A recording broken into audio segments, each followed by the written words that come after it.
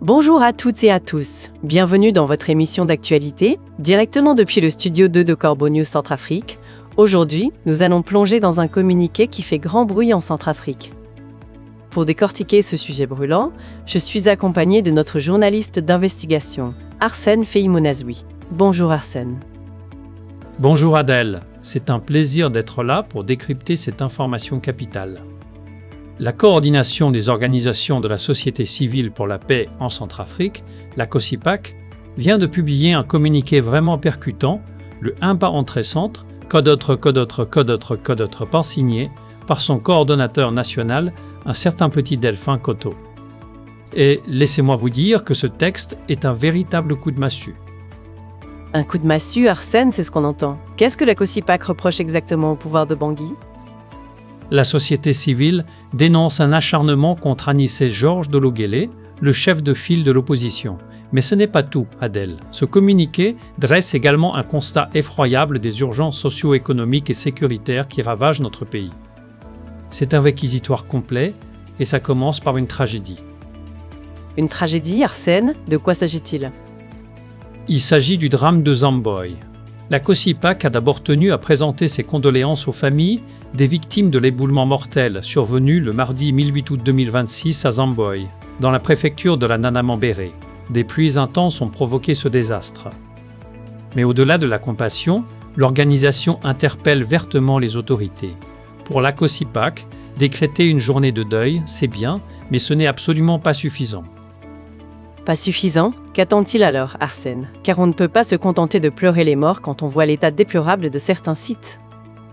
Exactement, Adèle. La COSIPAC exige des mesures concrètes et immédiates pour sécuriser l'ensemble des sites miniers du pays. L'objectif est clair, empêcher la répétition de ces drames humains qui coûtent tant de vies. Et puis, la COSIPAC s'en prend aussi à un personnage haut en couleur du régime. Ah, je vois de qui vous parlez. Le fameux caméléon pyromane, si je ne m'abuse. Vous ne vous abusez pas du tout, Adèle. Le communiqué cible ouvertement Fidèle Gouanjika, conseiller spécial de l'empereur Faustin, archange Touadéra. Ce dernier avait, je cite, conseillé à Anissé Georges Dologuélé de demander sa réintégration dans la nationalité centrafricaine et de reconnaître l'empereur Touadéra sous peine d'exclusion de l'Assemblée nationale. La réaction de la COSIPAC est cinglante. Cinglante, Arsène. Est-ce que ce qualificatif de caméléon pyromane est à la hauteur de la diplomatie de ce conseiller ? La COSIPAC y va fort, Adèle, il qualifie le conseiller de caméléon en raison de son passé de vagabondage politique. Il changerait de camp à chaque chute de régime. Et surtout, la société civile lui reproche d'être un véritable attiseur de tensions au lieu d'aider l'empereur, son parent, à résoudre les problèmes cruciaux du pays. Le réquisitoire ne s'arrête pas là, Adèle, il s'étend à l'incapacité générale des autorités. L'incapacité générale, c'est ce que beaucoup de nos auditeurs ressentent au quotidien, Arsène. Pouvez-vous nous donner plus de détails sur ces manquements qui sont pointés du doigt ? Bien sûr, Adèle. La COSIPAC dresse un tableau accablant. En premier lieu, la sécurité sur les mines. Aucune solution durable n'est apportée au drame quotidien dans les carrières. Ensuite, les infrastructures routières. Le pays est dans un enclavement critique.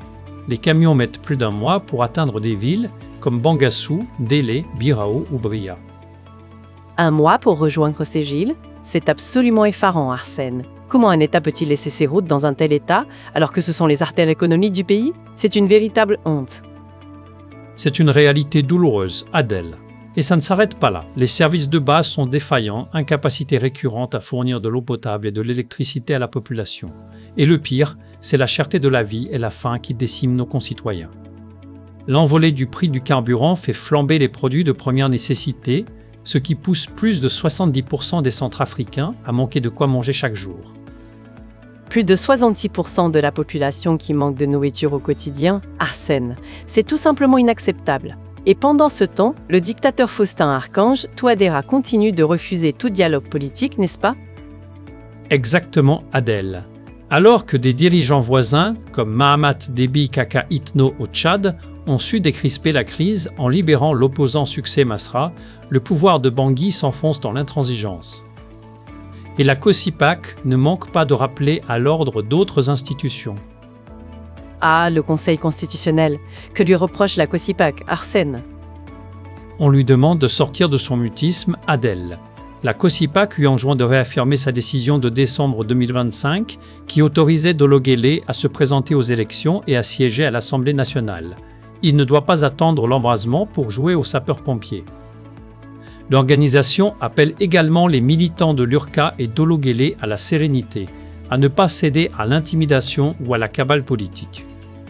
Et les électeurs de Bokaranga 1 ont-ils leur mot à dire? Absolument, Adel. La société civile exige le respect des citoyens qui ont voté massivement pour leurs représentants, et ce, malgré les menaces. En conclusion, la COSIPAC lance un appel pressant au chef d'État de la CEMAC, à l'Union africaine et particulièrement au groupe des sages. Un appel pour quoi faire, Arsène? Pour rappeler l'empereur Touadéra à l'ordre, Adel, face aux dérives dictatoriales qui marquent, selon la COSIPAC, le début de son 3e mandat.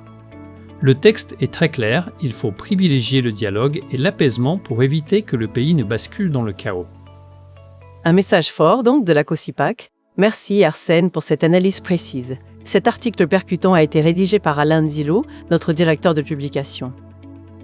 Et nous rappelons à nos auditeurs que vous pouvez nous joindre sur WhatsApp au Bevan 36 75 75 90 1000 ou par téléphone au Bevan 36 72 26 726. Merci à vous tous de nous avoir écoutés et à très bientôt sur Corbeau News Centrafrique.